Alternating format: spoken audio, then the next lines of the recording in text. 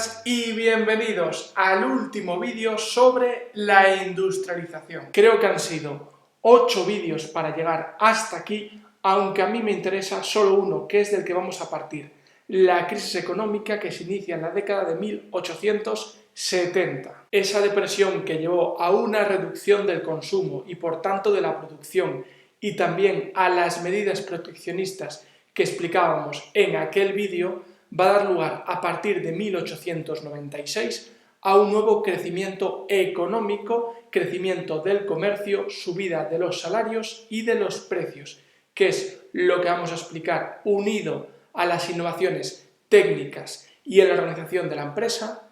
Es lo que vamos a explicar en esta clase. Pues ahora sí, vamos a hablar de historia. Las nuevas fuentes de energía.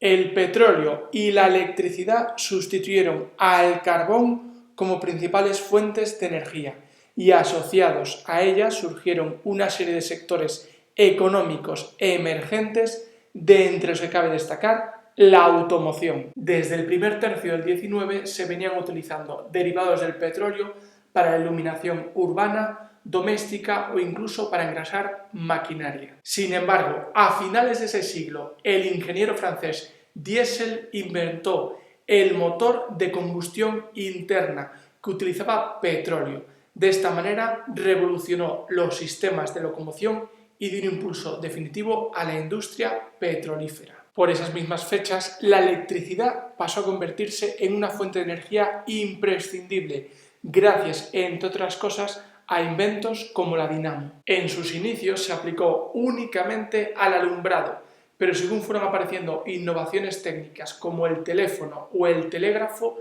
se aplicó también al campo de las comunicaciones. La aplicación de la ciencia al proceso productivo. Otra característica a tener en cuenta de este periodo es que se aplicaron de manera sistemática las innovaciones tecnológicas y los conocimientos científicos al proceso productivo de las diferentes ramas de la industria. Por ejemplo, las investigaciones en el campo de la química dieron lugar a los explosivos, abonos, colorantes, fármacos y otra serie de productos importantes para la producción industrial. A todo esto hemos de añadir la aparición de nuevas industrias como la eléctrica, la petrolífera, la química, la alimentaria o la automovilística. En torno a ellas aparecieron una serie de artículos que seguimos utilizando hoy día.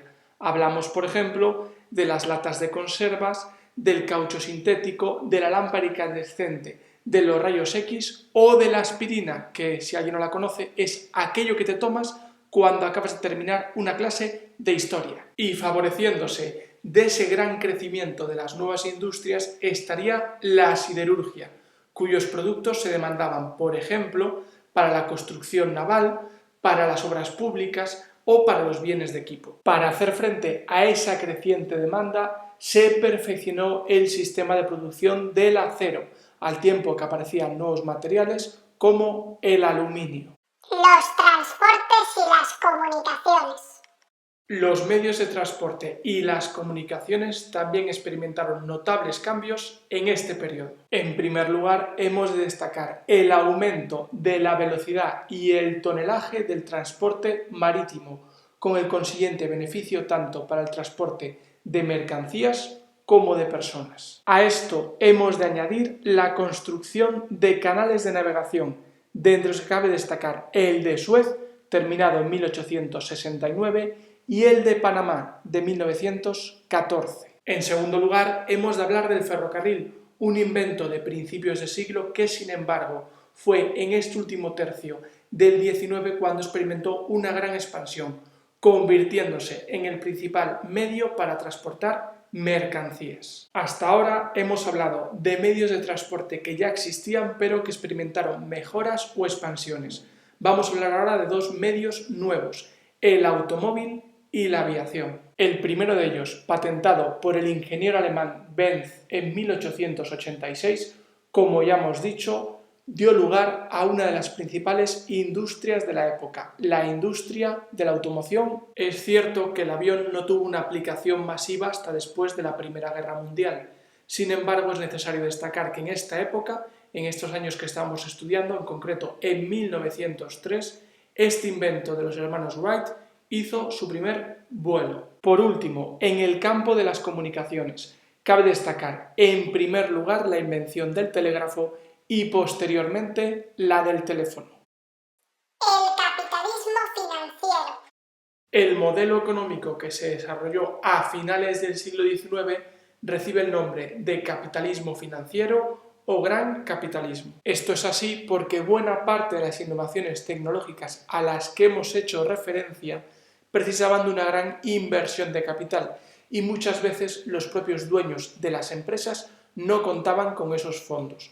Lo que sucedía entonces es que acudían o bien a los bancos para que realizasen las inversiones en su propia empresa o también acudían a grupos inversores que entraban a formar parte del accionariado de la misma. La principal consecuencia de que la empresa deje de ser puramente familiar para convertirse en propiedad de un conjunto de personas, algunos de ellos, por cierto, que habían metido gran cantidad de dinero en ella, la principal consecuencia, digo, es que la búsqueda de la eficacia de la productividad va a ser mayor, pues esos inversores van a tratar a toda costa de sacar rentabilidad a su inversión. Son los años de la división del trabajo a gran escala, de la especialización, es decir, en definitiva, de técnicas como el taylorismo o el fordismo.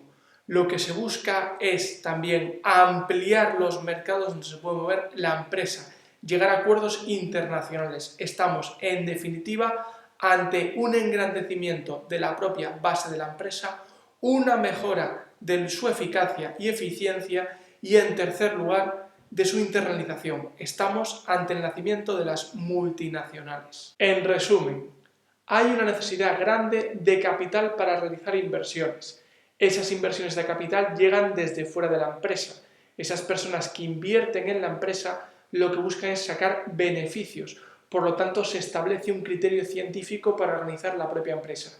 Y hay un cuarto punto, que es que como hay que asegurar, cueste lo que cueste, la rentabilidad de la inversión, se generan grandes concentraciones de empresas que muchas veces van contra la competencia. Estamos hablando del holding, el trust y el cártel.